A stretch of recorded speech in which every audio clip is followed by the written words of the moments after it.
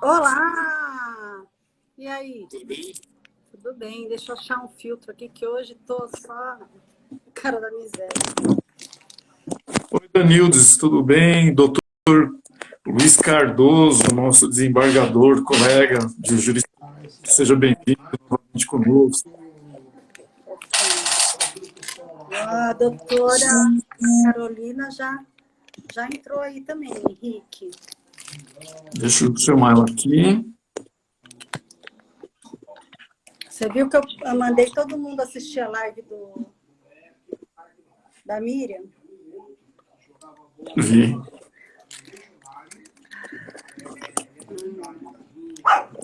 Olá, boa noite, doutora. Boa noite, tudo bom? Seja bem-vinda, tudo bem? Muito obrigada. Boa noite, doutora. Minha cachorra tá empolgada aqui. Desculpa, gente. Estão ouvindo os latidos. Aí minha cachorra quer participar. Imagina, agora que a gente está em casa, é assim mesmo. Gato, cachorro, filho, né? Verdade, não tem jeito. Não tem como calar os animais, né? Não tem mesmo. Boa noite, Jorge, também apareceu aqui. Doutora Carolina, prazer aqui recebê-la aqui no Instagram da Jurisprudência Comentada. E com certeza que teremos muito aprendizado, que já temos um colega da senhora da magistratura, o doutor Luiz Antônio Cardoso, desembargador do Tribunal de Justiça, está aqui nos prestigiando.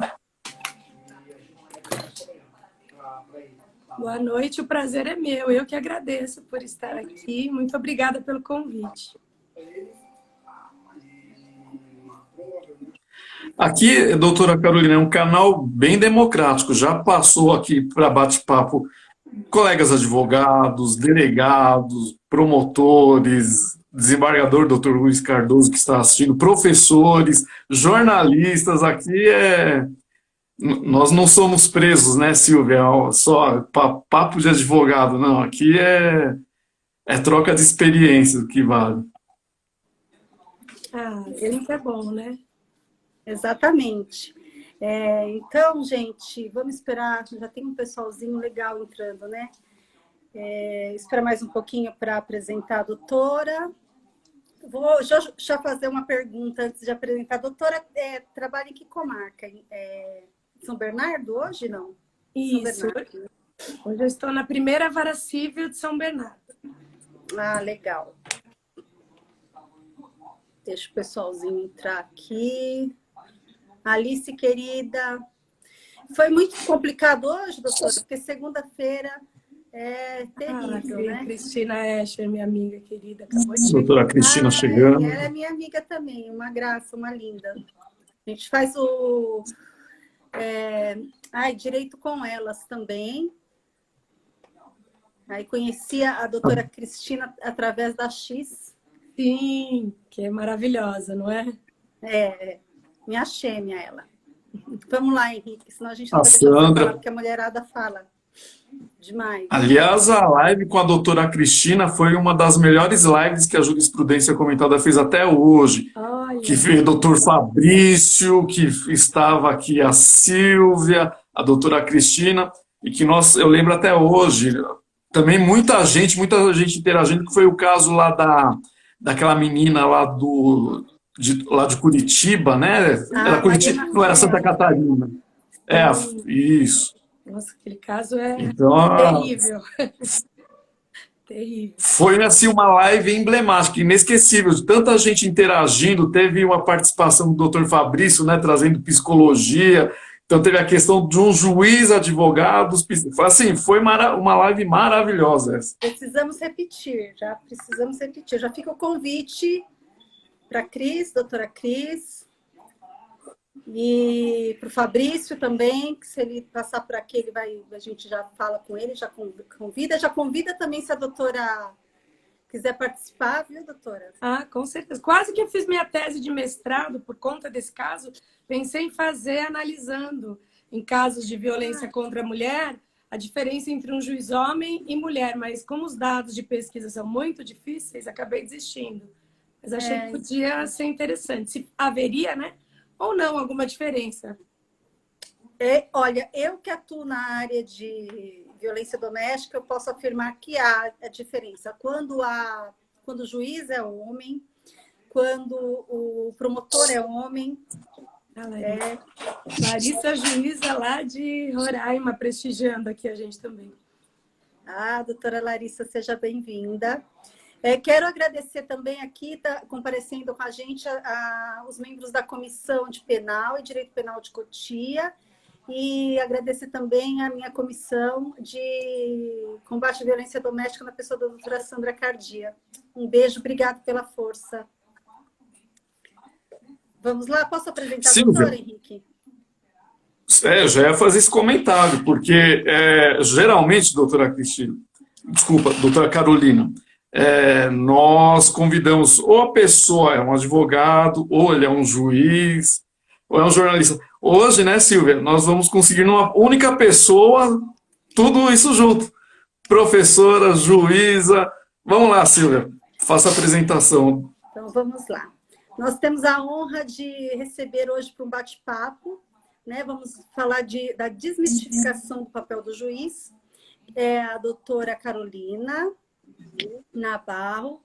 Ela é juíza estadual em São Paulo desde 1998. Tem 48 anos, 4 filhos, uma filha de 4 patas. Fez direito, fez jornalismo e ela gostaria de ser atriz. Eu acho que todas nós, advogadas, acho que a gente, né, tem essa vontade. Eu também gostaria de ser, para ver como que realmente estar na pele de um personagem. Ela tem especialização em direito penal e trabalhista e hoje ela é titular da primeira vara civil de São Bernardo do Campo. Né? Faz mestrado profissional, dá cursos por todo o Brasil, e nas escolas de magistratura para juízes, e também já deu cursos na EPM para jornalistas sobre direito. É isso. Gosta de contos e está na luta para acabar o primeiro romance. Quando fizer o primeiro romance, divulga aqui que a gente vai prestigiá-la. Obrigada.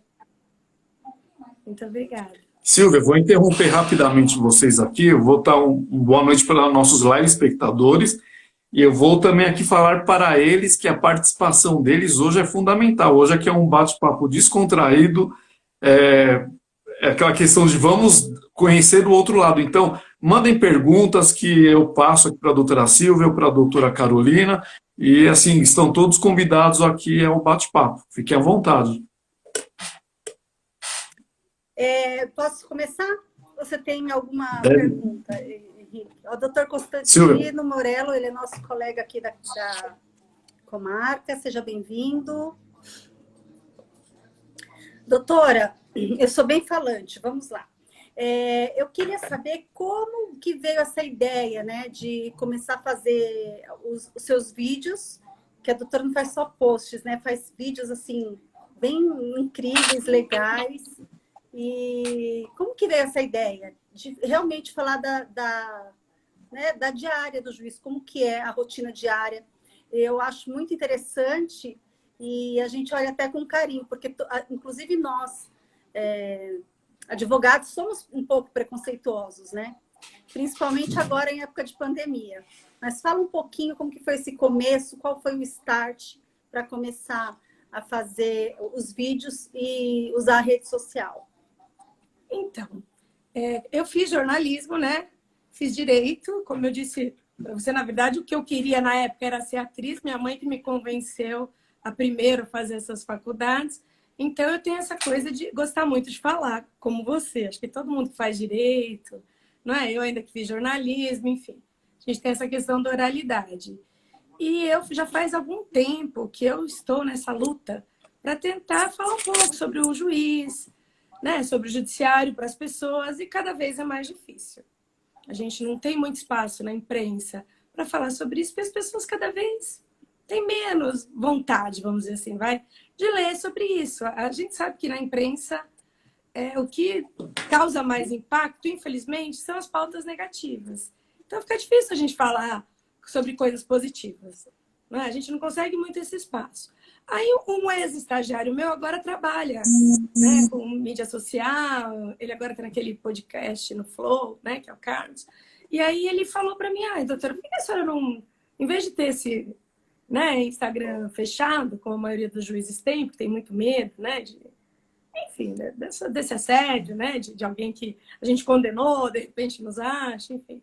Por que a senhora não faz um Instagram aberto? Eu falei, mas eu não faço a menor ideia do que postar, como fazer. Aí ele que deu a ideia, ele falou, doutora, a senhora fala tão bem, né, gostando de ouvir, todo mundo gosta tanto quando a senhora explica, mas faz uma coisa diferente. Ele falou, não faz muito sentido ficar colocando imagens de outras coisas, de outras pessoas, para escrever alguma coisa ou só repostar.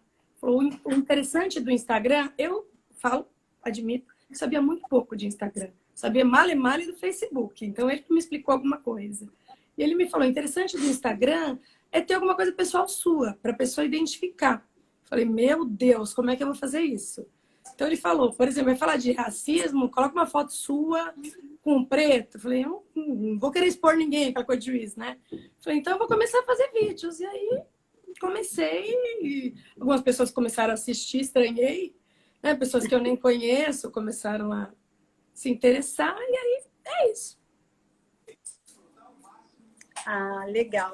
O legal do Instagram é que eu comecei mais ou menos um ano atrás também, e aí é legal porque a gente cresce muito rápido, você vai trazendo informações, só que às vezes a gente nem consegue, esses dias eu tô meio, né, largada, assim. Mas eu acho muito interessante as tiradas.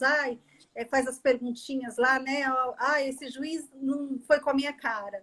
Então, assim, é muito legal. E parabéns pelo seu trabalho, viu? A gente tem muitos fãs, as pessoas admiram. Eu sou uma delas. Eu achei muito interessante quando eu conheci, quando eu vi. Eu falei, eu vou ver se a gente consegue fazer uma live com a doutora Carol.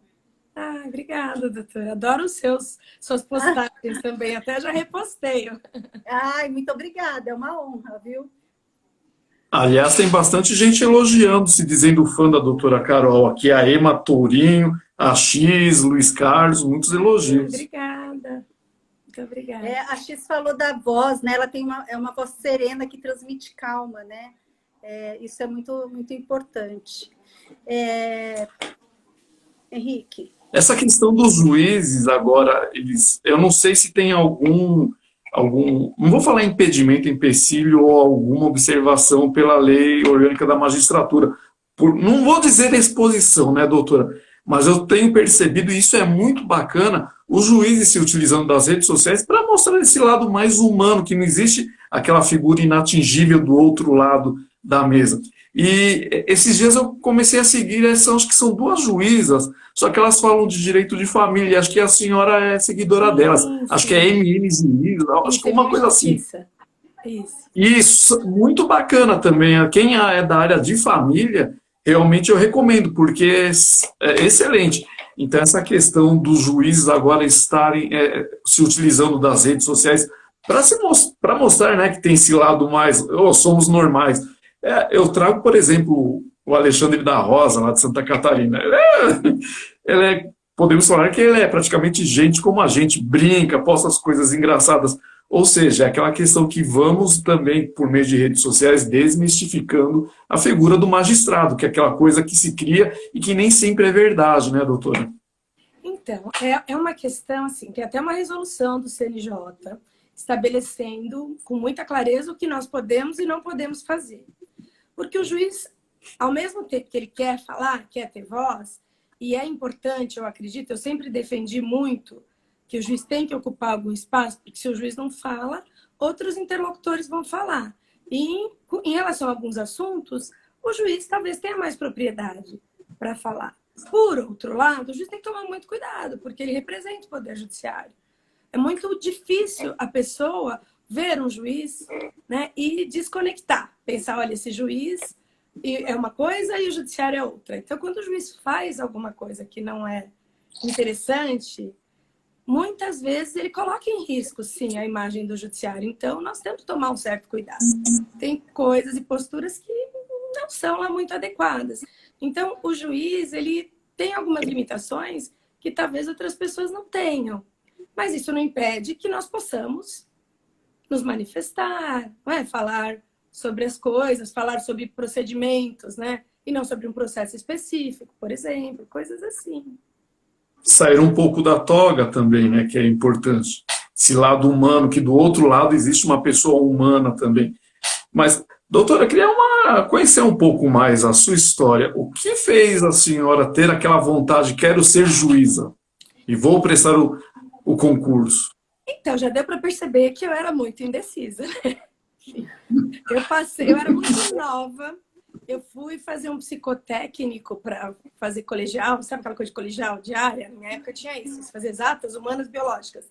Saiu que eu me daria bem em qualquer área. Falei, que bom, me ajudou muito o psicólogo, porque eu tinha facilidade com essa coisa, né? De estudar, gostava. Coisa que meus filhos não puxaram a mim, eu já sofro com eles. Então, quando eu me vi ali, eu tinha 16 anos e estava me formando no colegial, na época era colegial, hoje é ensino médio, né? E agora, né? Queria ser atriz, eu já fazia teatro, tinha feito umas peças. Minha mãe me convenceu, eu cheguei a passar na Unicamp, fiz aquela parte que não é só teórica, né? A parte técnica que eles dizem, aula de circo. Até que eu tinha, acho que, algum talento, porque passei. Mas faço o quê? Minha mãe, você escreve bem, né? Você gosta de estudar, faz jornalismo e direito. E aí fui, depois você decide. A ideia era aos 18 fazer escola de arte dramática. E aí desisti de uma delas. Eu gostei das duas, fui fazendo. Dentre as duas, o que fazer? Cheguei a fazer alguns trabalhos como jornalista, mas assim, nada, né? Mas sério, eu gostava muito de escrever, né? Escrevia, acho que tem, porque consegui algumas coisas. Aí, no direito, é o que eu falo, a hora que eu comecei a estudar processo, falei, ai, eu quero ser juíza, é isso, me encontrei. Mas, ao mesmo tempo, é o que eu falo, né, para quem me acompanha ali na página, vem aquela sensação, eu nunca vou conseguir, é impossível, é muito difícil, imagina, eu juíza, ainda mais eu, não tinha ninguém da minha família, nem advogado, meus pais eram professores, né, era assim, não tinha nada a ver com o direito. Então, eu não conseguia entender como eu ia conseguir, tinha aquela imagem, que para ser juiz, tinha que ter uma família de juízes, né, de, sei lá, juristas, era algo assim que tanto, e aí é o que eu também falo ali na página. Primeira vez que eu passei, o primeiro concurso que eu prestei para juiz, do trabalho eu já passei. Eu era muito nova, fui até oral, né? Passei até oral, já não, errei uma pergunta ali mais prática, não consegui. Primeiro que eu prestei para magistratura estadual, mesma coisa. Cheguei no oral, eu falo que eu era bem estelionatária, eu enganava bem ali no escrito. Chegava no oral, eles falavam, Aí cheguei no oral, uma pergunta que me fizeram na entrevista, por que a senhora quer ser juíza? Eu sempre quis ser juíza, mas eu nunca tinha pensado em como colocar isso em palavras. Eu não soube o que dizer. Então, é isso que eu falo muito para quem fica ali na página, né, e me manda mensagem, eu quero tanto ser juiz, é o meu sonho, tá, mas espera, né, respira, olha para dentro de você, por que você quer ser juiz? A gente tem que ter uma coerência com nós mesmos, porque é muito difícil, você fica muito tempo estudando, né, as pessoas estão lá se divertindo e você está fazendo o quê? Estudando. Então, se você não tem isso muito claro, a hora que você estiver próximo de passar, você desiste. Porque é sempre assim, né?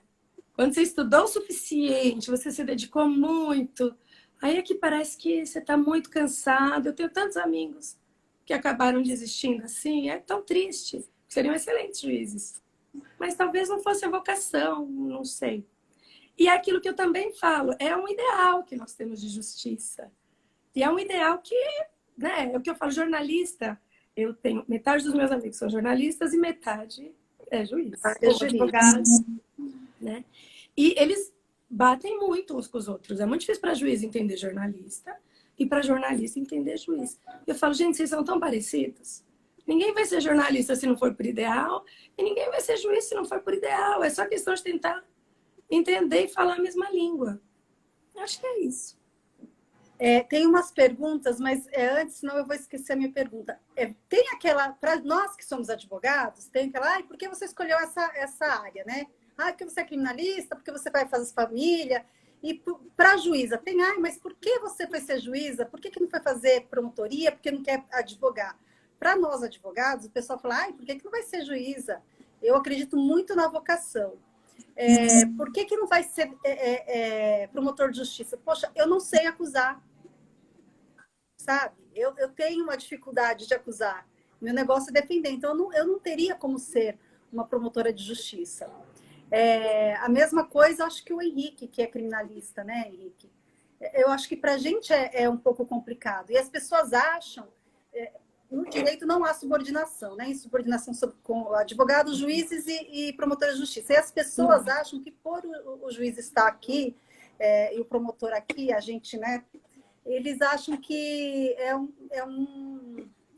sei lá, um passo a menos, ou porque você não é bom o suficiente para chegar à magistratura. Então, você, como juíza, fala para a gente um pouco, desmistifica isso, né? Porque as pessoas acham que, nossa, é advogado porque não conseguiu prestar concurso, porque não conseguiu ser, né, ser juiz ou ser promotor. Não tem nada a ver. As pessoas acham um pouco isso, né? Eu tenho um amigo promotor, quando você vai chegar a juiz? E advogado é a mesma coisa. Como se fossem degraus de uma carreira. São carreiras... Quando você vai ser promovido a juiz, né? Exatamente. São carreiras totalmente diferentes. Eu tentei advogar. Quando eu não tive experiência, para mim era terrível. Eu cheguei a trabalhar no escritório trabalhista, meu chefe me chamava quase todo dia, Carolina, a gente perde todo dia algum cliente. Porque o cliente vinha, eu falava para ele tudo que ele tinha errado. Tudo que o juiz ia... O cliente desanimava, trabalhista, imagina, era empresa. A empresa estava sempre errada, né?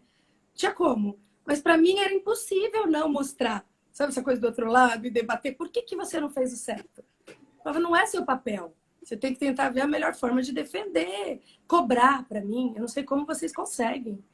Era terrível. Sabe a parte dos honorários, de fazer o contrato? Por um preço? Eu terceirizei porque é chato, é ruim. A gente se sente, né, desagradável. E a pessoa quer questionar o seu preço. Gente, por favor. Né? O advogado... Ajuda nós, então, doutora. Tá vendo, gente? É muito difícil. Eu fiz estágio no escritório experimental da OAB. Aprendi muito. Eu acho que qualquer carreira na área jurídica, todo mundo devia advogar um pouco. Porque advogar ensina muito. E é uma vocação. Você conseguir realmente defender um lado, e principalmente sem se envolver emocionalmente. Para o juiz, você ter um bom advogado, é o que eu sempre falo. Né? Nós somos parceiros ali. Não pode ser um jogo de tênis, em que um está contra o outro. Não. O juiz, advogado, MP, tem que todo mundo, na verdade, trabalhar junto. Claro que um advogado no cível, que é onde eu estou hoje em dia, um advogado tem uma tese, outro tem outra. Não é? Um vai batalhar ali contra o outro pela sua tese. Mas em harmonia. Porque senão vira uma guerra, é uma batalha e ninguém ganha. A audiência. Quando as partes começam a batalhar, quando os advogados, principalmente, se envolvem emocionalmente e começam a se desrespeitar, eu acho aquilo... Sim, né? Nossa, eu já começo a falar mais baixo, porque aí não é? Todo mundo tem que baixar para poder ouvir. Todo mundo quer ouvir o que o juiz fala, a gente tem uma vantagem. Claro. O juiz começou a falar, atender, e aí dá uma acalmada, porque às vezes o advogado nem sabe por quê. Ele vai se envolvendo tanto com a parte... Isso para o juiz é muito ruim. Então, eu acho que o advogado, uma pessoa que quer ser advogada, eu acho que ela tem que ver se ela tem isso dentro dela. Ao mesmo tempo, essa paixão, não é? Por defender um direito. Tem que ter essa paixão dentro de si. Mas, ao mesmo tempo, tem que conseguir defender isso tecnicamente. Porque se for para defender com paixão, a própria parte faria a defesa do seu direito, não é verdade? E eu acho maravilhoso um bom advogado. Como é bom para a gente. Quando você tem um advogado que estudou, que sabe as teses. Não precisa, por favor, fazer aquelas petições de 3.500 do direito, né? 3.900. E isso é tão difícil para um bom advogado conseguir falar muito em poucas linhas. Pouco, né? Quando você chega num estágio desse, você pode falar, nossa, cheguei lá. Porque você escreve, aí você vai cortando. E eu posso falar, assim, por experiência própria, uma das melhores petições, algumas que eu já fiz na minha vida, foi de, no máximo, 4 laudas. E foram absolutamente eficientes, porque resolveu. E, doutor, se o senhor usa muitas laudas para argumentar, para me convencer, tá ótimo. Quer dizer que você não tem tanto argumento também, né? Agora, o problema é quando o advogado usa muitas laudas para trazer jurisprudência, doutrina, Jurisprudência. uma coisa ou outra, às vezes ajuda. Principalmente, eu lembro quando eu era substituta, às vezes ajudava bastante, assim, a primeira tese, né? Os advogados... Hoje, com a internet, mas 98, não tinha nada disso. Então, às vezes, essas teses ajudavam bastante, né? Para o juiz pegava isso, pegava aquilo, ia estudando, aí buscava outras coisas. Hoje em dia nem precisa tanto. Então, até você achar ali o direito no meio de uma petição de 4.000, né, laudas, às vezes nem é tão necessário, mas é difícil. Eu também, às vezes, tenho dificuldade. Acho que o tempo a gente aprende a ser mais sucinto. Carolina, eu nunca advoguei, mas dizem que parece que banco, Silvia, não sei se você sabe me falar, eles exigem a quantidade mínima de laudas nas petições, né? Olha só. Geralmente essas petições de banco, eu não sei se continuam, mas é... Eu já para os dois, porque eu sou proconiana, trabalhei muitos anos no Procon, fui advogada do Procon muitos anos, mas assim, a gente aprende, né, a enxutar. Eu prefiro mais enxuto, eu gosto de fazer o oral, se precisar despachar, se precisar fazer a sustentação oral, eu gosto, porque eu acho que você vai direto no ponto, né? Eu prefiro assim. Doutora, e banco, quando você é empregado, normalmente, acho que no trabalhista também, eu acho que tem essa questão de número de laudas, banco também, e muitas vezes eles erram muito. Não sei se a doutora, né, não erram muito, porque eles têm que escrever aquele número de laudas e aí troca ele por o requerente pelo requerido e o demandante pelo demandado, aí chama no masculino, troca o gênero, não tem isso, doutora? Quando é só isso, doutora, eu já tive caso do advogado errar a tese de defesa. Que esse caso assim, de companhia telefônica, eu lembro que acho que era Vivo, quem que é o Speed? A Vivo? Tinha muita essa coisa do Speed, tinha muita reclamação. E ele foi se defender em relação ao Speed e não tinha nada a ver. Era dano moral, era outra questão. Ou seja, ficou em defesa ali, que não tinha defesa. Então, eu já vi coisas assim. O que eu já ouvi falar é que de advogados que cobram por folha para bancos. Quando eu era juiz em Santo Amaro, nós chegamos a fazer reuniões com alguns bancos. E, por exemplo, o Itaú, eles tinham muitos escritórios diferentes. E aí eles estabeleceram conosco, foi tão interessante, uma parceria, conversaram com todos esses escritórios para tentar uniformizar. Algumas condutas, por exemplo, em busca e apreensão, que tinha muito aquela questão de ficar buscando e não aprendendo nunca. Então, nós estabelecemos algumas coisas, porque Santo Amaro é um fórum que são muitas questões, né? E aí não saía do lugar. E aí, com essa parceria, né, uma forma de trabalhar um pouco mais inteligente, nós conseguimos fazer as ações efetivamente andarem quando podiam, e aquelas que não tinham que fazer, a gente, por outro lado, ninguém ficou forçando para reconhecer prescrição, que é uma coisa que às vezes o advogado tem receio, né, quando arquiva. Todo mundo com boa fé, foi ótimo, nós conseguimos melhorar muito o atendimento, porque é isso, quando a gente trabalha junto, todo mundo ganha. Eu penso que já o presente, né, e o futuro, a gente tem que conciliar, né? Eu acho que é necessário e as coisas vão fluir melhor do que ficar naquela demanda. Doutora, a diferença, vamos lá, numa audiência ou num processo, a diferença entre um advogado jejum, um recém-formado, de um advogado mais experiente? E qual que são as maiores diferenças ou não? Porque hoje você vê advogados novos, assim, formados assim, que você se sente até burra perto, né? Eu estou falando por mim. Eu acho que depende. Eu acho que depende, viu, doutora? A experiência faz muita diferença, né? Em termos até de calma, né? Às vezes na audiência, o que a gente nota? Os advogados que nunca fizeram, não chegaram a estagiar efetivamente em audiências, eles ficam muito, muito nervosos. Fazer um debate em audiência, às vezes inquirir testemunha. E a audiência tem muitas armadilhas. Se o advogado não sabe muito o que a testemunha vai responder, não é? Às vezes a testemunha responde contra o cliente dele, enfim. Pode quebrar a perna de um advogado inexperiente. Por outro lado, esse advogado, às vezes, que acabou de vir, está com toda a matéria ali na cabeça, né? Então, são advogados que, se bem preparados, trazem peças maravilhosas. Então, tem sempre o ponto bom e o ruim. Por outro lado, às vezes, tem advogados experientes e que têm vícios, que não se renovam. Tem de tudo, né, gente? Assim como juízes também. A doutora Elma Tourinho é juíza também. Inclusive, foi uma das primeiras juízas mulheres que é presidente da Associação de Juízes lá do estado dela. Está aqui prestigiando. É uma boa pessoa para vocês também chamarem aqui para conversar. Vamos anotar aqui. Obrigada. Carolina, eu vou deixa eu tirar Fabrício, aqui. antes de você agradecer ao Fabrício Notari, que ele veio aqui falar um oi para a gente. Fabrício, você já está convidado para uma próxima live com a doutora Carolina e com a doutora Cris Escher. Vamos detonar vocês, meninos, porque a gente faz um com meninos contra meninas, doutora. É mesmo? Ai, é, porque eles são machistas, né? Começou.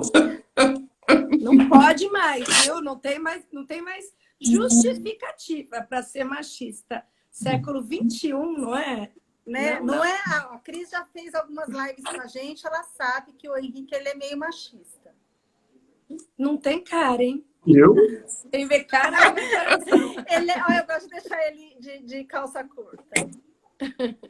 A doutora Silvia me convida para fazer as lives com as feministas, eu aceito o desafio. Eu falei, tá bom, Silvia, manda a próxima. Aí ela fica depois mandando mensagem, tá vendo? Fica passando vergonha. Mas assim, a gente brinca, mas eu assumo um personagem machista para encher o saco da Silvia. Mas, obviamente, que eu não posso ser, até porque eu faço parte, eu componho a comissão de combate à violência doméstica da Silvia, presidida pela Silvia Coutier. Mas eu assumo essa figura, mas elas não me levam muito a sério. Não, ele é um colega extraordinário. Eu também sou coordenadora na Comissão de Penal e Direito Penal, qual o doutor Henrique é presidente, e nós fazemos umas parcerias, assim, ele tem umas ideias maravilhosas. Inclusive, nós queremos trazer para Cotia o escritório experimental de violência doméstica para atendimento, e é uma ideia do Henrique, não foi nem uma ideia minha, ó. Tá vendo? Não é uma ideia minha, não. Assim, eu estou roubando uma ideia da subseção do Butantan, que eu vi. Trazer, né? Mas assim, olha, a ideia veio do Henrique, de vamos lá. Não me dê a paternidade. Vamos ver se a gente consegue trazer a ideia para cá. Então, a gente faz uma parceria muito legal. Isso é muito bom. Então, doutora Carolina, vou mostrar um livro aqui. Esse livro aqui todo mundo sabe, né? Clássico. E a gente estava tocando nesse assunto agora. Eu vou ler um capítulo aqui para a doutora para ver até se realmente é verdade. Com muita frequência, os juízes, pela tendência que todo homem sente a proteger os fracos contra os fortes, são levados, sem perceber, a favorecer a parte mais mal defendida. Às vezes, um defensor inexperiente, se encontrar um juiz de coração generoso, poderá ser de grande valia para seu cliente. Acontece isso, doutora? Olha, eu acho que isso é uma questão muito delicada, porque nós somos muito preparados, né, muito treinados para não nos envolvermos com a parte.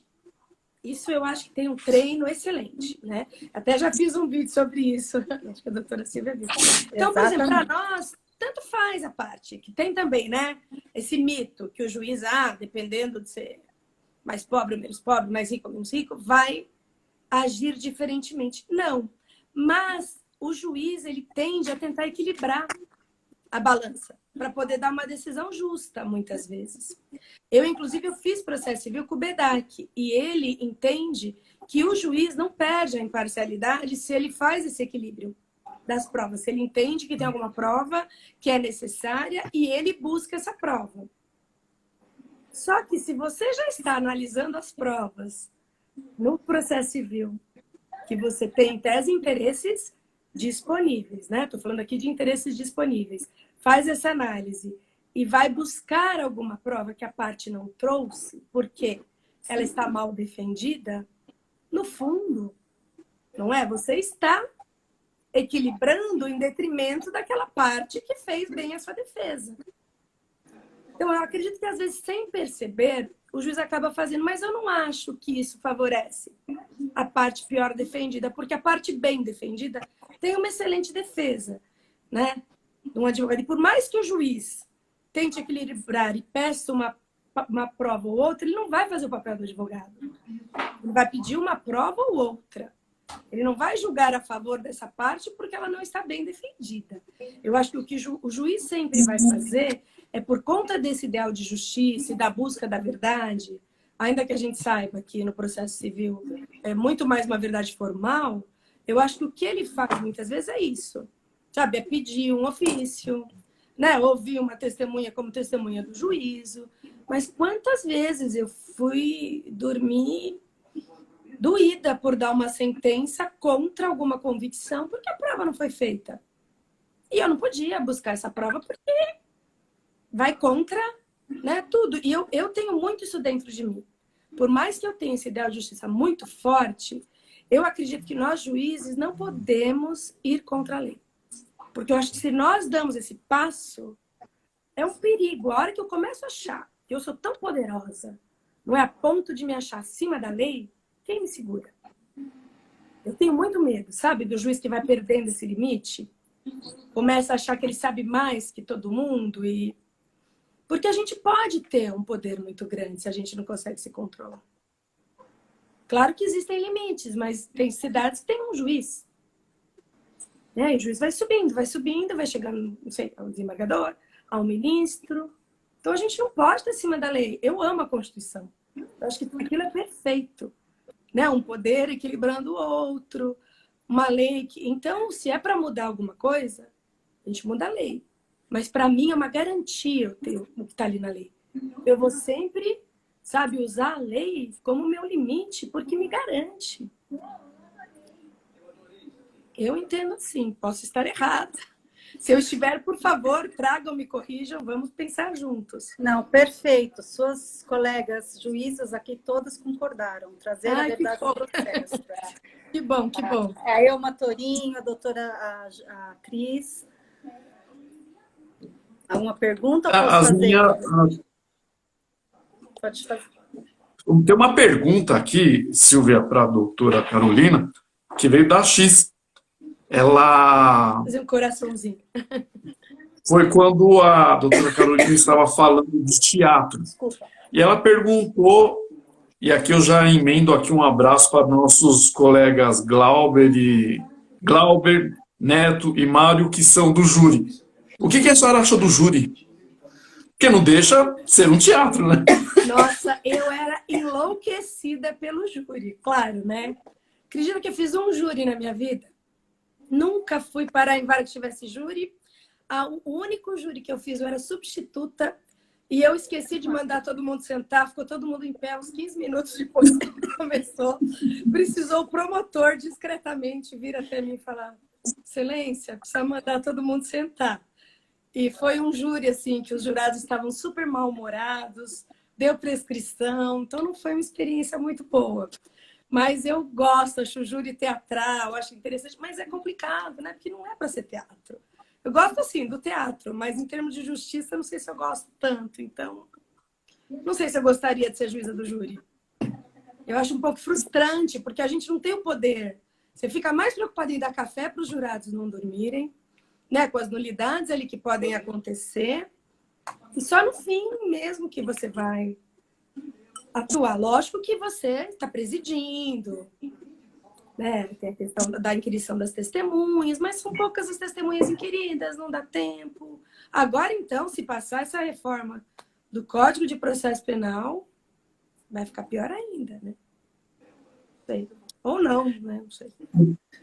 No processo penal, com certeza a doutora Carolina tem acompanhado, está ocorrendo muito embate,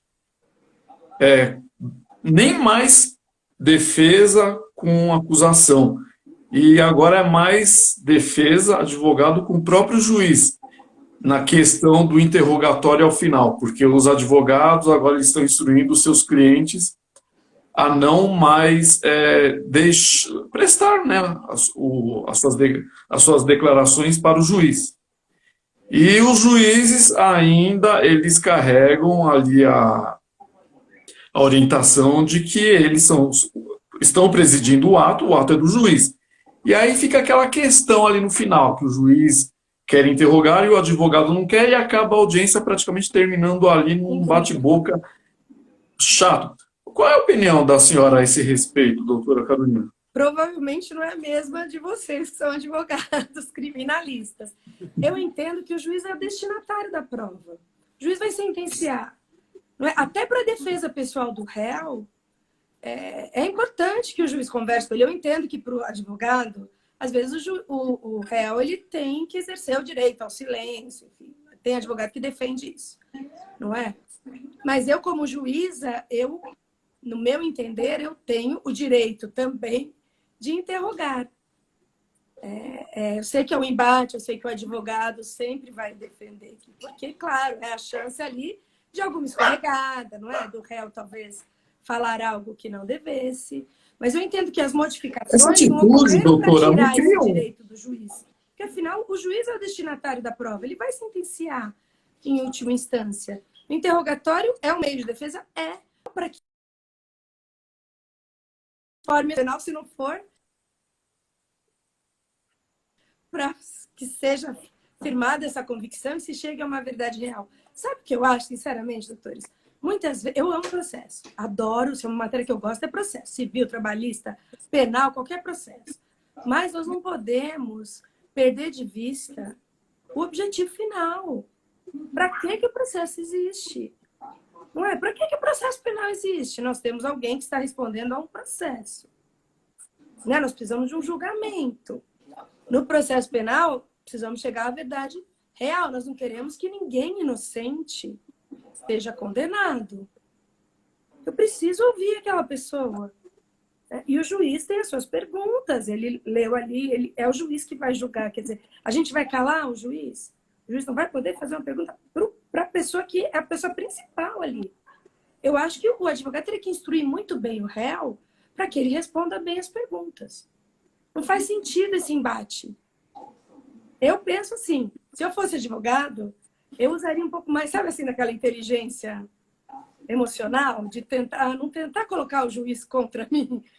Às vezes eu não entendo muito bem. Por que o advogado se coloca, às vezes, nessa posição? Tudo bem, vai ter recurso. Mas é o juiz que vai julgar, gente. Aí você cria, né, essa situação. Não acho que vale a pena, por causa de uma coisa assim. Essa é a pergunta que eu estou aqui preparado, doutora Carolina. Essa atitude do advogado e do réu de chegar ali ao final e falar, não, só vai responder as perguntas do advogado. Ela cria uma imagem negativa, ainda que de forma inconsciente, no julgador? Então, eu acho que aí vai depender muito do preparo do julgador, da experiência, de como tudo acontece. Eu acho que é aquela história. Fica um pouco aquilo. Por que não quer responder?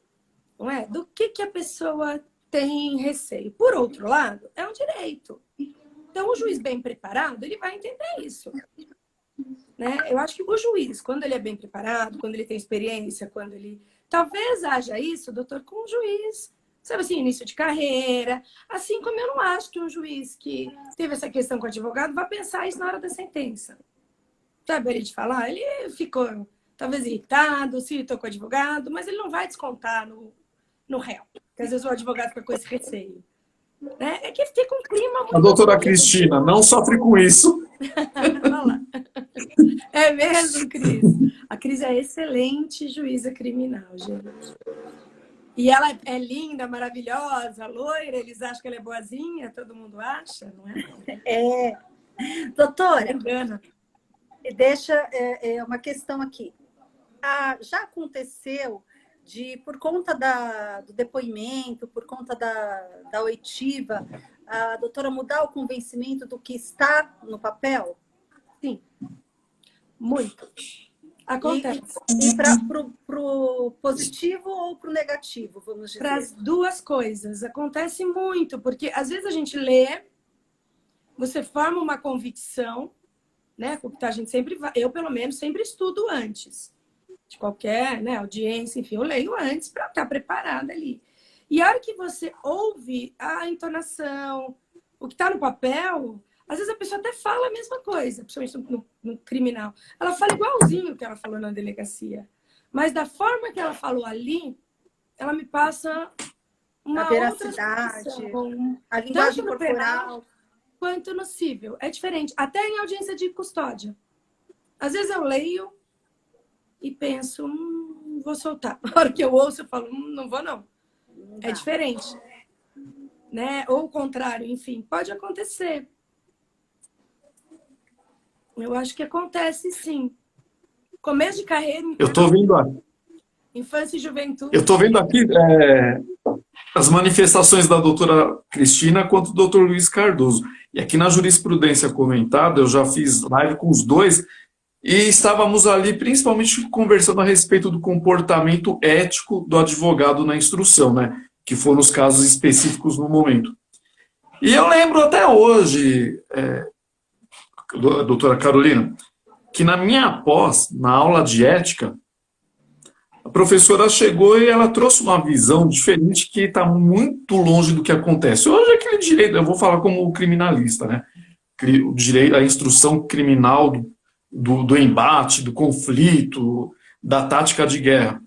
Mas a verdade que eu acredito que aí acho que a doutora concorda comigo.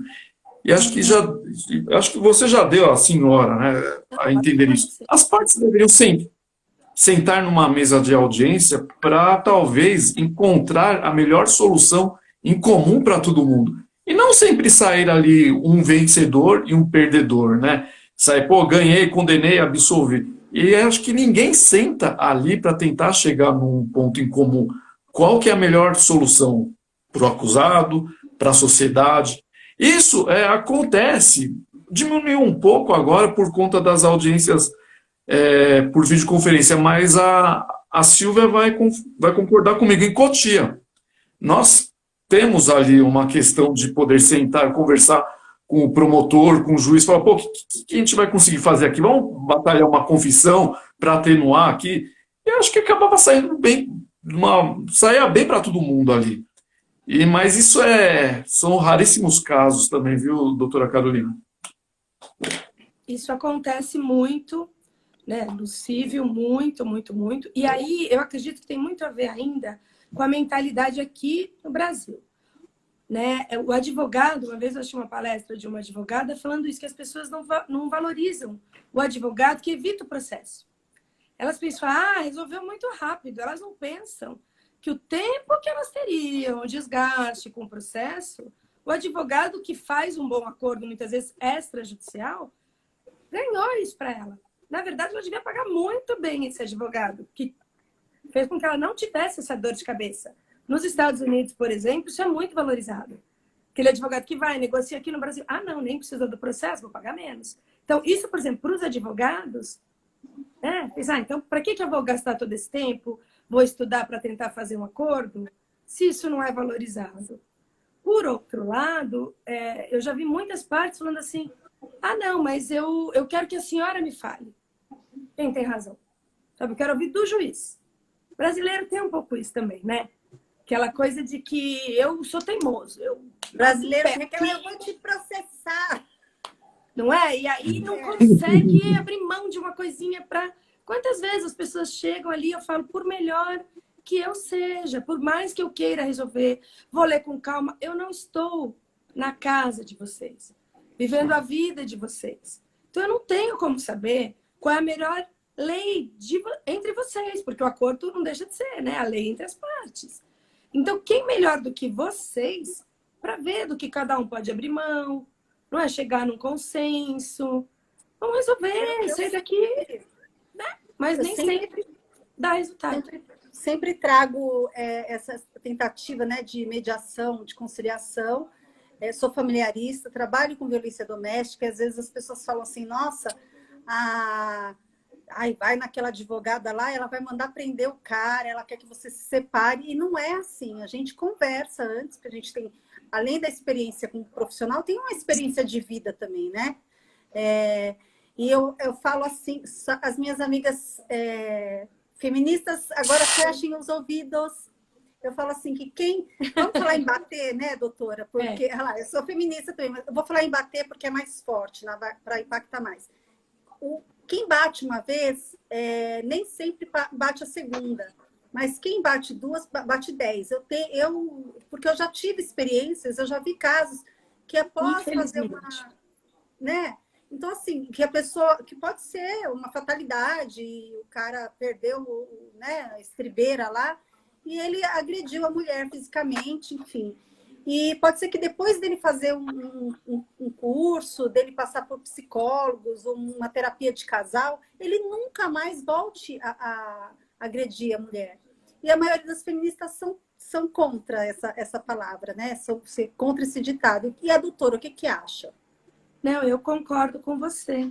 Porque muitas vezes, eu acredito assim, gente, na vida, a gente erra. E a gente tem que ter o direito de acertar, porque senão como vai ser? Né? Eu não quero que as pessoas olhem para mim achando que eu nunca vou poder errar. Então, eu acho que mesmo com uma coisa horrorosa como essa, que é uma agressão, a gente... vão me matar também. Mas que geralmente quem agride foi agredido. Né? A pessoa pode ter uma vivência terrível. Essa pessoa geralmente precisa também de um tratamento, de um olhar e de um cuidado. Se foi uma vez, às vezes isso pode servir para um... Né? Minha irmã é psicóloga, ela fala isso. Às vezes é uma disruptura. A pessoa levou aquele choque e se for rápido, se for... Agora é o que a doutora falou. Se foi uma vez, perdoou. Vai outra, vai... Aí talvez a coisa se perca. Então eu acredito muito nisso. E um pouco aí em relação àquela pergunta anterior, uma coisa que eu acho também que falta muito no Brasil... E aí me desculpem os advogados, me desculpem os defensores públicos, não me cancelem, né, assim fala. Mas eu acho que falta um pouco também aquela... Eu sei que é difícil, eu sei que no nosso país é difícil, que é difícil recusar um cliente, mas falta aquela triagem inicial. Sabe, aquele recusar mesmo o cliente no sentido de falar, não dá, você não tem direito. Eu acho que a pessoa vai num advogado, ele fala não. Vai no outro, ele fala não. Até que ele consegue o que entra. E na defensoria pública, isso é um absurdo. Porque é o dinheiro de todo mundo. Defensoria pública não deveria entrar com caso que claramente a pessoa não tem direito. Me desculpem os defensores. Alguns defensores, eu já debati isso com eles, eles me falam que não é justo que uma pessoa que não tivesse nessa condição de miserabilidade conseguiria um advogado. Mas não devia conseguir. Se não tem direito, não tem direito. E aí, com isso, a gente não deixaria o judiciário hoje tão sobrecarregado. Porque o que acontece? A gente tem um tráfico tão intenso que, às vezes, as ações que precisam, sabe, correr, que precisam acontecer, as pessoas que estão esperando, ficam... É como se fosse uma via, né? O trânsito ali. E aí você tem um carro ali, né? Que não tem condição de andar, carro velho, que está ali impedindo o trânsito, que sabidamente não tem condição. Olha, chama E o outro não anda. Enfim. Desculpa. Doutora Carolina, a doutora Cristina fez aqui um comentário no sentido de que o bom advogado é aquele que acalma as partes e sempre busca um acordo. Só que nós falamos isso, só que a gente vai falar no trabalhista, possível, família... E o penal ainda está muito preso naquela coisa da busca da verdade real. E os promotores, muitas vezes, eles são arredios, até no júri, né, de tentar ali uma tese convergente. Eu acho que agora, no plano legislativo, teórico, abriu-se uma possibilidade por conta do acordo de não persecução penal.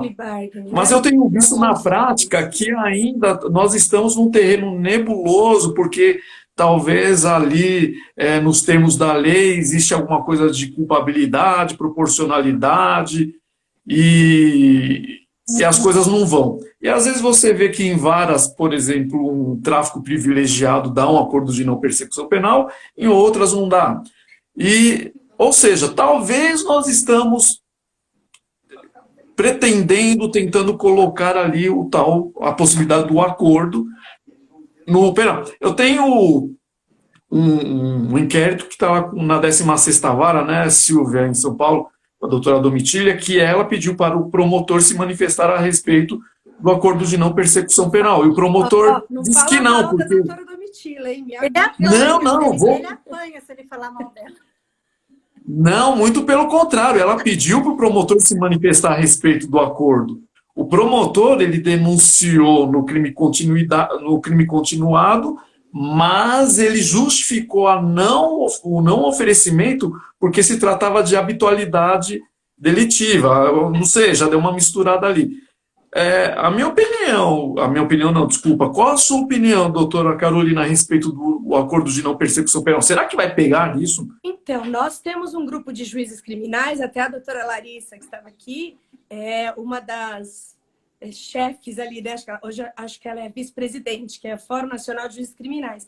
E nós estivemos nos Estados Unidos há uns 2 anos, em Boston, para estudar sobre isso. Lá em Harvard, eles fizeram um seminário, um curso, sobre o plea bargain, né? Que era a ideia de para ver como era lá, como eles faziam, quais eram os pontos positivos, os pontos negativos. Muitos juízes foram estudar isso e tem aspectos realmente muito interessantes, principalmente nos delitos de menor potencial ofensivo, que nós sabemos que, obviamente, nos Estados Unidos isso é feito de uma forma muito diferente, né, do que nós temos aqui. Posso falar de uma forma que funciona? Lá funciona. Eles têm todo um trabalho lá de ressocialização, pelo menos lá onde nós estivemos, que é em Boston, que aqui, infelizmente, ainda estamos caminhando muito devagar. Mas eu acho que poderia ser muito interessante. Os estudos que nós fizemos, a doutora Larissa até acho que seria uma boa pessoa para conversar sobre isso, viu, doutor? Se eu quiser fazer um... Porque ela estudou muito, ela tem artigos a respeito. Nós chegamos à conclusão que seria, sim, possível e muito interessante. E agora eu encaixo uma pergunta, aquela pergunta clássica, né, Silvia? Vou mudar. A doutora concordaria em acordo de não persecução penal em violência doméstica? Depende. Depende, né? Cada caso é um caso. Exatamente. Não é? Eu acho que fica complicado é você proibir, né? Você tratar de uma maneira genérica tudo. Não dá. E Não dá. Na verdade, eu acredito que essa proibição agora, imediata, é por causa desse boom, né, doutora, que nós tivemos do ano passado para cá. Porque aumentou muito a violência, né? Eu acho que é por isso que ainda eles precisam tratar com mais seriedade, né? Eu acho que é isso, a questão da violência doméstica no Brasil. Acho que há um receio de ficar muito parecendo que não é tão grave. E pode acontecer mesmo, se começar a haver esse tipo de acordo. Porque foi tão difícil nós chegarmos num ponto de se levar a sério, não é? E mesmo assim as penas são curtíssimas, né? Mesmo assim as penas, eu vejo aí várias sentenças de realmente culpado, mas as penas são curtíssimas, 5 meses, 6 meses, enfim. É muito complicado. Juiz não faz política criminal. Mas, por um outro lado, com a sentença, o juiz dá um recado para a sociedade. Dependendo do lugar onde o juiz trabalha, se o lugar é menor, ele dá um recado. Com a sentença, ele fala, olha, pessoas, o Estado aceita ou não aceita esse tipo de conduta, né? Vai ter uma punição mais grave ou menos grave. Então, é importante. Porque o que a gente tem visto muito, né? Eu acho que agora tem melhorado, a questão da desinteligência, né? Porque a briga né? A violência doméstica, tudo é desinteligência. E as minhas maiores discussões com o doutor Henrique são essas, viu, doutora? Das desinteligências. Gente, porque o que acontece? Houve a agressão lá e, de repente, uma agressão mútua. Aí eles falam, poxa, porque a mulher revidou. Oi, a mulher tinha que ficar parada, tinha que apanhar e ser espancada e ser morta, né? Porque a mulher se defendeu. Então, assim, umas coisas bizarras mesmo. A mulher queria divórcio e por isso ela entrou com... Gente, hoje em dia é tão fácil conseguir um divórcio, né? Uma separação de corpos. Não precisa disso tudo para conseguir. Mas eu acho, a doutora falou no começo do advogado e da área, né? Civil, penal, família. O juiz, no começo, ele não pode escolher, né? O juiz estadual, ele começa com a clínica geral, ele vai para onde precisa. Mas com o tempo, o juiz vai escolhendo. E o que eu acho que nós percebemos na carreira é que algumas áreas precisa ter muita vocação. Violência doméstica. Não é qualquer juiz que consegue lidar com violência doméstica. Tem juiz que acha que é assistencialismo, que não é direito. Então não vai trabalhar com violência doméstica, meu amor, desculpa. Né? Não Muda, é né? você. Mas Infância. a gente tem esbarra. gente que não consegue. Não é? A gente esbarra, doutora, nas questões dos anexos, quando a vara não é uma vara específica. Aí o juiz, normalmente, ele é obrigado a acumular. Ele não gosta, aí que o bicho pega. Aí ele vai ter que se policiar e agir de acordo com o que a lei estabelece, não é? E tentar deixar Mas a gente sofre, preconceitos de lado. Então, mas a gente sofre, eu e a X, ó, eu estou em Cotia, nós estamos em Cotia Grande, São Paulo, e a X está lá em Rosana, Primavera, interior de São Paulo. E a gente sofre as mesmas coisas com o juiz, os mesmos tipos de despacho, as mesmas sentenças. É complicado, né? É uma pena. Desculpas em nome do Poder Judiciário, mas é o que eu posso fazer. Não, mas tem muito que falta capacitação, né? A vocação é uma coisa importante, mas falta capacitação. Falta. Né? Não só para os juízes, mas para todo o judiciário, para advogados. Aqui na região, eu acho que sou uma das poucas, se não a única que faço a parte da violência doméstica, porque a gente ainda tem aquela questão de honorários. A mulher que é vítima, ela não tem dinheiro para pagar advogado. Então, eu já comecei, quando eu comecei, por, como que eu falo? Através de um coletivo feminino, enfim. E depois que virou meu nicho mesmo. E é novo violência doméstica. Se a gente for pensar, quanto tempo que tem isso? Não é? A sociedade vai aprendendo, vai mudando aos poucos. Tem muito isso, acredito. Doutora, deixa eu fazer... Doutora Carolina. Deixa eu fazer mais uma pergunta. Peraí, Henrique. Eu não sei quanto tempo que vai... Eu não sei como está demorando tá as lives no Instagram, Henrique. Também para não ficar cansativo. Fazer uma questão uma pergunta sobre o dano moral. Pode falar, é o que mais tem na minha vara. Então, mas é dano moral ou é mero aborrecimento? E por que é tão complicado a questão do dano moral no Brasil e as grandes empresas? Enel, Sabesp e as de telefonia. Por que a gente não consegue... fazer com que elas paguem, com que elas parem de rescindir todas as vezes, sempre nos mesmos erros, doutora? O que a senhora acha? Então, eu acho que o problema no Brasil é que as pessoas acabam tendendo para um certo abuso, sabe, no exercício do direito dos dois lados. Então, o que acontece? Ao mesmo tempo que você tem uma dificuldade muito grande no início, em se reconhecer a existência do dano moral. O que é o dano moral? No começo foi muito difícil para as pessoas conseguirem entender o que era esse dano, como é que ele vinha. A hora que as pessoas entenderam, começou a haver um abuso, por um certo lado, muito grande em relação a esse dano e a esse pedido de dano. Tudo era dano moral. E a gente começou a ver, inclusive, aí, com todo perdão, doutor, aos bons advogados, mas existiam maus advogados entrando com muitas ações, às vezes até sem a pessoa saber. O meu ex-estagiário mesmo foi parar num escritório que era bem assim, que entrava com ações longe, por exemplo, do lugar onde a pessoa tinha contratado o plano de telefonia, para ficar difícil achar os documentos, sabe assim, para não conseguir responder a tempo, pedindo dano moral, exatamente para evitar, para conseguir uma revelia. Em Santo Amaro mesmo, nós chegamos a começar a pedir depoimento pessoal da parte, e aí o advogado não tinha contato com a parte. Sabe aquelas... eu limpo o seu nome, pergunte-me como. As pessoas iam, faziam uma procuração, depois acho que demorava para entrar com a ação.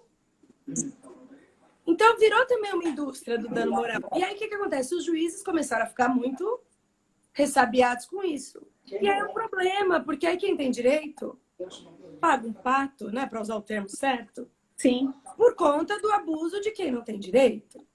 Então, isso é muito complicado. Eu acho muito complicado quando você trata como mero aborrecimento algo que efetivamente causou um constrangimento. Nós temos que ver com muito cuidado isso. Porque o dano moral é um dano que realmente só quem já passou, e todo mundo acho que já passou, né, por uma situação de tentar rescindir um contrato e não conseguir, de ficar horas no telefone, sabe que aquilo não é um mero aborrecimento. Teve um caso de um juiz, colega nosso, que ficou revoltadinho, todo mundo acha que tem um baita corporativismo, porque ele foi, acho que, para um outro país, o banco cancelou os cartões de crédito, ele ficou sem cartão de crédito, ele não conseguia, voltou, entrou com a ação e disseram que era mero aborrecimento. Ele falou, poxa, o tribunal entendeu que era mero aborrecimento. Ele falou, fiquei sem cartão, não pude aproveitar, porque acho que isso é só um mero aborrecimento, o que é dano moral? Né? E as pessoas acham que não, porque a juiz vai ter alguma. Não, não tem nada disso. É porque tem essa ideia de que, não é um mero aborrecimento. É besteira. Eu acho que mero aborrecimento é aquilo que realmente não, sabe assim, é rápido. Sabe, você, por exemplo, acidente de carro. Você está dirigindo o carro, você está sujeito a sofrer uma batida. Bateram no teu carro, poxa, te incomoda, incomoda, mas é uma coisa que acontece quando você está dirigindo um carro do dia a dia. Agora, se a pessoa bateu no teu carro, desceu do carro, te xingou, você estava com o teu filho, sei lá, te expôs a uma situação, entendeu? É fora do normal. Quer dizer que numa situação dessa não teve um dano moral? Para mim, eu acho que teve. Mas claro que no caso concreto a gente vai analisar. Não pode dizer que sempre há. Mas entendeu? Às vezes, o juiz tem que tomar muito cuidado também, porque às vezes a gente quer proteger aquela pessoa. Né? A gente pensa que está protegendo. E a gente acaba prejudicando toda a categoria em que a pessoa está inserida.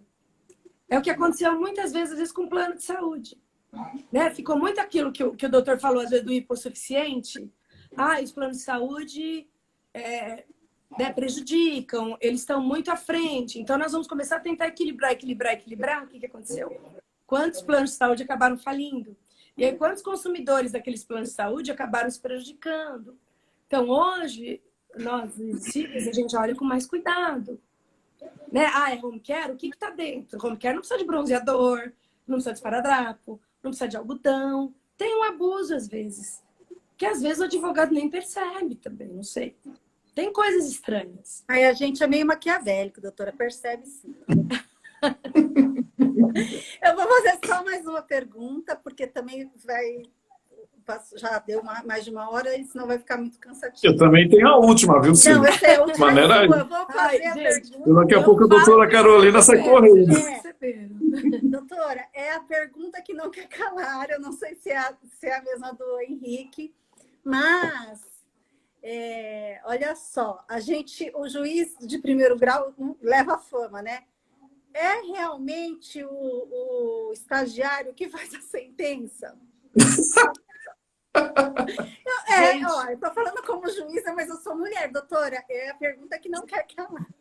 Se eu te falar que hoje minhas estagiárias só juntam petição, coitadinhas, elas são tão novinhas. Eu já tive estagiários muito bons, que me ajudaram muito, que chegavam assim a fazer uma sentença resumida, que eu corrigia, às vezes alguma sentença mais simples. Mas é assim, para o estagiário aprender, lógico que ele tem que botar a mão na massa.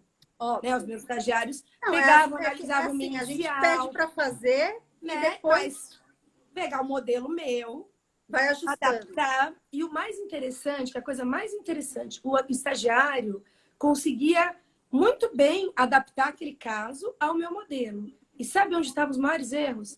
Concordância, português, ortografia. Como a gente está com gerações cada vez mais com problema com português, gente.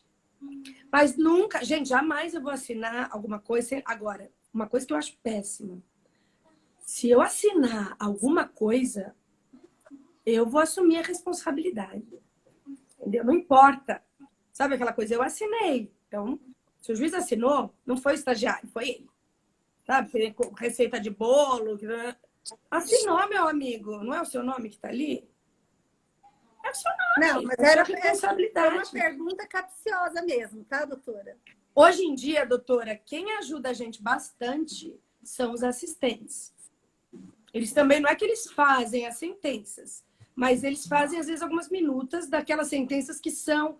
Tem sentenças que são muito iguais, né? Por exemplo, hoje até nem tem tanto, mas plano Collor, plano Bresser, que hoje eu estou tendo aula de economia no mestrado, outro dia até eu perguntei para o meu professor, economicamente, fazia sentido aquilo? Porque deu tanto trabalho para nós, para os advogados acho que foi bom, mas para nós juízes, então era tudo igual. Tinha que ver o quê? Qual era o plano? Né? Tinha o extrato? Não tinha. Era uma coisa mecânica. Ainda assim, chega, a gente tem que conferir, porque você não vai assinar. Gente, o juiz não vai botar o nome dele e assinar uma coisa que um estagiário que está aprendendo fez, sem conferir. Bom, eu penso assim, né? Não sei. Doutora, qual o seu signo? Desculpa, meu signo? Sou libriana. Ah, legal. É a balança mesmo, né? E o seu, doutora? Eu sou de aquário. Eu sou cabeça na lua, o pessoal fala. Mas... E o doutor é o quê, doutor? O meu é o melhor de todos. Sou taurino. Taurino. Doutora, muito obrigada. Brincadeira, não é o melhor de todos, não. O melhor é o aquário. Eu já falei para você, Henrique. Eu acho que é Libra. Vou fazer a última pergunta, Silvia. Diga, doutor, pode falar. Doutora Carolina, então vamos lá. Qual ou quais são as maiores tristezas em que um juiz de direito enfrenta na carreira? Maiores tristezas. Isso. Eu acho que no meu caso, foram casos assim específicos. É quando, por exemplo, você não consegue, né? Caso de infância, por exemplo, sabe? Alguma adoção que você acha que vai e não vai. E aí você acaba se envolvendo quando não deveria, né? Porque o juiz nunca deve se envolver, independente do caso. Mas a gente é ser humano e às vezes você fica com aquela expectativa, tá no estágio probatório, o juiz vai lá no abrigo, conhece as crianças.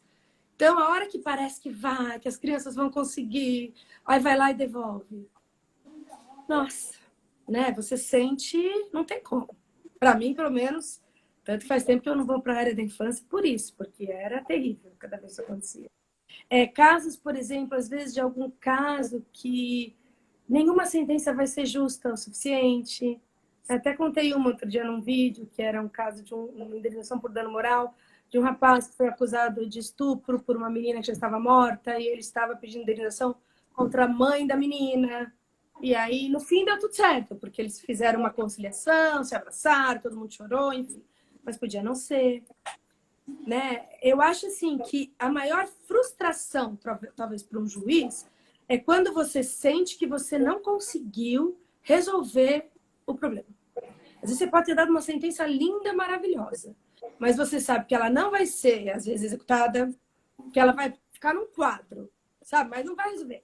As pessoas daqui a pouco estão brigando de novo, né? Ou aquela assim, é uma separação que você fez que vai gerar problema para os filhos. Sabe aqueles... Isso eu acho que talvez gera uma frustração, no sentido, uma tristeza no sentido de... Porque não é para isso que a gente quer ser juiz. Você não quer ser juiz para alguém elogiar a sua sentença. Você quer resolver ali o conflito, né?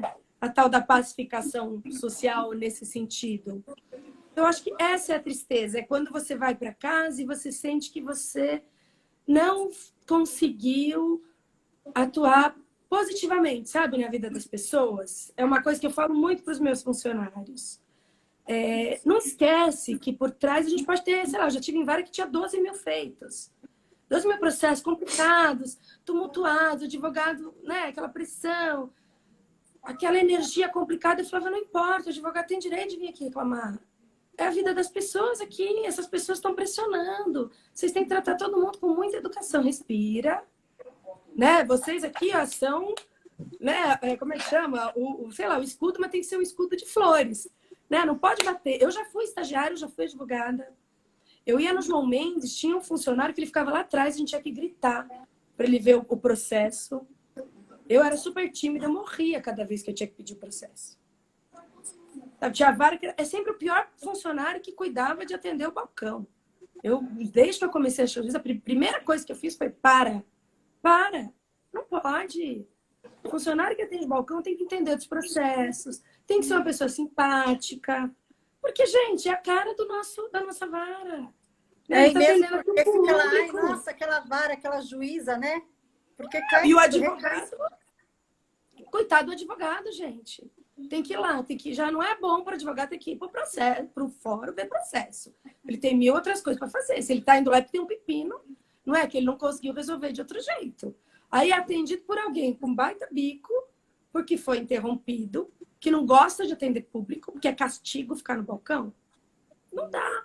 Então, o que eu sempre falo para eles é isso, não esquece, porque a pessoa vai, sabe, naquela rotina do dia a dia, e se perde, não pode. O que a gente está fazendo ali é muito sério. Se você não consegue pensar naquilo que você está fazendo, na importância que aquilo tem para todas aquelas pessoas, vai fazer outra coisa. Primeira coisa que eu faço quando eu chego numa vara é isso. Vamos fazer uma reunião, vamos conversar, vamos lembrar que cada processinho aqui é uma pessoa. Vocês vão olhar, vão ver ali o nome e vão lembrar que é uma pessoa. Pode ser sua mãe, pode ser seu pai, né? Pode ser alguém que você conheça. Então, é com amor que você vai cuidar disso aqui. E aí começa a ser diferente. Tem que ser, gente. Senão, para que a gente está aqui? Não é? A gente tem que ter um impacto positivo uns na vida dos outros. A gente está vivendo junto nesse planeta por um motivo. A gente pode não saber hoje. Um dia a gente vai entender.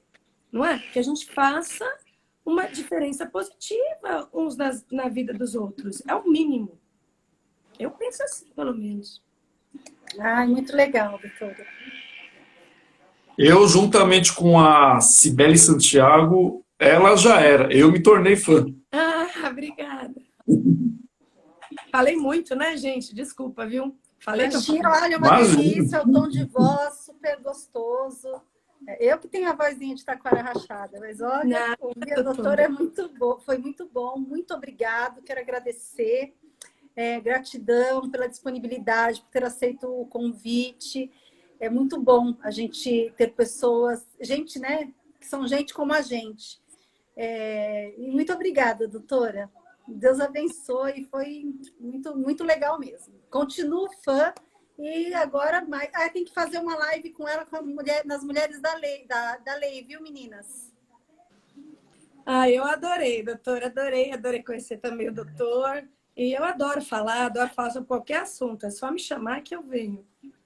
Muito legal. E mais sucesso. Faz realmente a diferença para nós, advogados, e para o público em geral, porque tem curiosidades que a gente, né, quer saber. É verdade, né? Só trazer que a gente responde. Eita, tem alguém falando que o problema na primeira instância é pior que no STF. Ai, meu Deus, não. Eu não acho isso.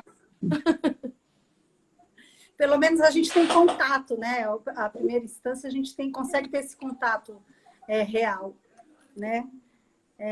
Provavelmente não é, eu acho que não é advogado. É advogado, Rodrigues? Mas eu acho que é isso.